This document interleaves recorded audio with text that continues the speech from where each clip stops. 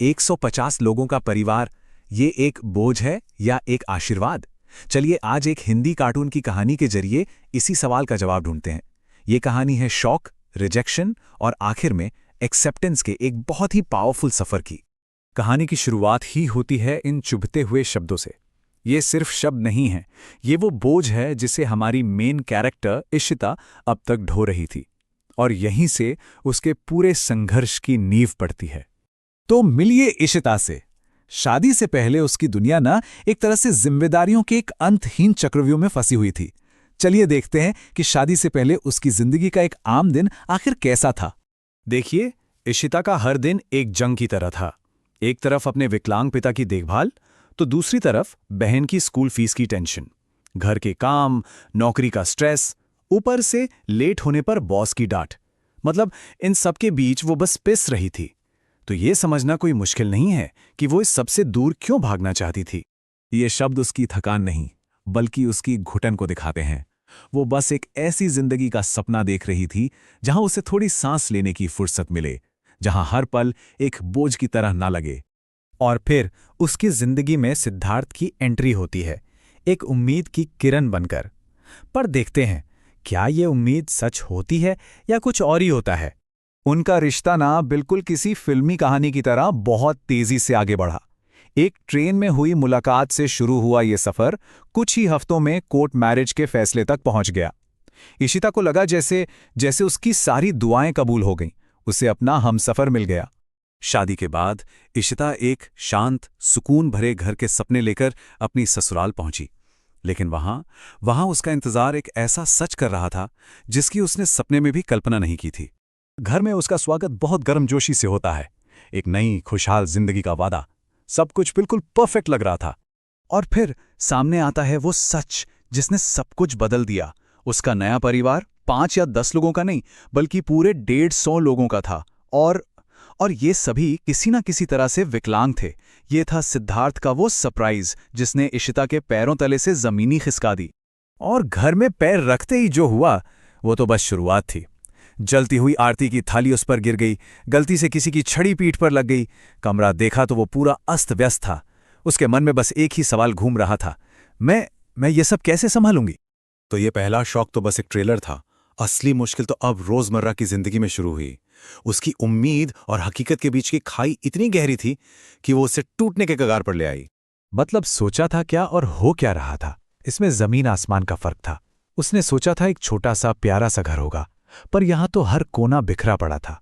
सोचा था आराम से खाना बनाएगी, पर यहां तो 150 लोगों के लिए बड़े बड़े बर्तनों में खाना बनाना पड़ रहा था। शांति का एक पल चाहा था, पर यहां सिर्फ और सिर्फ शोर था। जब इशिता का सब्र जवाब दे गया और उसने सिद्धार्थ से बात की, तो यहां पर दोनों की सोच का टकराव साफ नजर आया। एक तरफ इशिता थी जो बस इस बोझ से छुटकारा चाहती थी, और दूसरी तरफ था सिद्धार्थ जिसके लिए ये 150 लोग सिर्फ लोग नहीं, बल्कि उसका परिवार थे। और फिर वो पल आया जब इशिता के सब्र का बांध पूरी तरह से टूट गया। जब उसने देखा कि खाने में नमक की जगह डिटर्जेंट और फिनाइल डालने की नौबत आ गई है, तो उसे लगा बस अब और नहीं। ये उसके आखिरी शब्द थे। गुस्से और हताशा में वो सब कुछ छोड़कर चली गई, उस घर को जिसे वो एक पागलखाना समझ रही थी, और कभी वापस ना आने की कसम खाकर। अब कहानी एक बहुत ही दिलचस्प मोड़ लेती है। इशिता को वो मिल तो गया जो वो चाहती थी, एक शांत खाली घर। पर सवाल ये है कि क्या यही वो सुकून था जिसकी उसे सच में तलाश थी। शुरू शुरू में तो उसे बहुत राहत मिली, कोई शोर नहीं, कोई जिम्मेदारी नहीं। पर बहुत जल्द यही शांति उसे काटने को दौड़ने लगी। वो सुकून एक भयानक सन्नाटे में बदल गया। और तब जाके उसे असलियत का एहसास हुआ।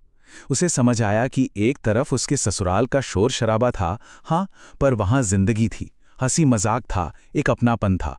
और दूसरी तरफ यहां मायके में शांति तो थी, पर उस शांति में सिर्फ अकेलापन और खालीपन था। वो जिस केओस से भागी थी, असल जिंदगी तो वहीं थी। और कमाल की बात देखिए, ठीक उसी पल जब वो इस एहसास से गुजर रही थी, दरवाजे पर सिद्धार्थ और उसका पूरा का पूरा 1500 लोगों का परिवार खड़ा था। और वो उसे ताना मारने या डांटने नहीं, बल्कि वापस घर ले जाने आए थे। जिस परिवार को उसने ठुकरा दिया था, आज वही परिवार बाहें फैलाए उसे फिर से अपनाने के लिए खड़ा था। और यहीं से शुरू होता है कहानी का सबसे खूबसूरत हिस्सा। इशिता घर लौटती है, लेकिन इस बार एक बिल्कुल नए नजरिए के साथ। उसकी वापसी एक तरह से उसका नया जन्म थी। उसने अपनी गलती मानी और जब वो वापस लौटी तो उसका जोरदार स्वागत हुआ। इस बार उसे उसी शोर शराबे में, उसी अफरा तफरी में असली सुकून मिला। सिद्धार्थ ने भी उसका साथ दिया और कामों में मदद के लिए एक हेल्पर रखा। और इस तरह इशिता ने उस 450 लोगों के परिवार को पूरे दिल से अपना लिया। ये शब्द ही उसके पूरे बदलाव को बयां कर देते हैं। उसने सीखा कि असली सुकून खाली कमरों की शांति में नहीं, बल्कि अपनों के बीच के उस प्यार भरे शोर में है। तो इशिता की कहानी हमें एक बहुत बड़े सवाल पर लाकर छोड़ देती है कि आखिर परिवार है क्या? एक जिम्मेदारी जिसे बस निभाते रहना है, या एक ऐसा साथ जिसे प्यार और अपनेपन से बनाना है?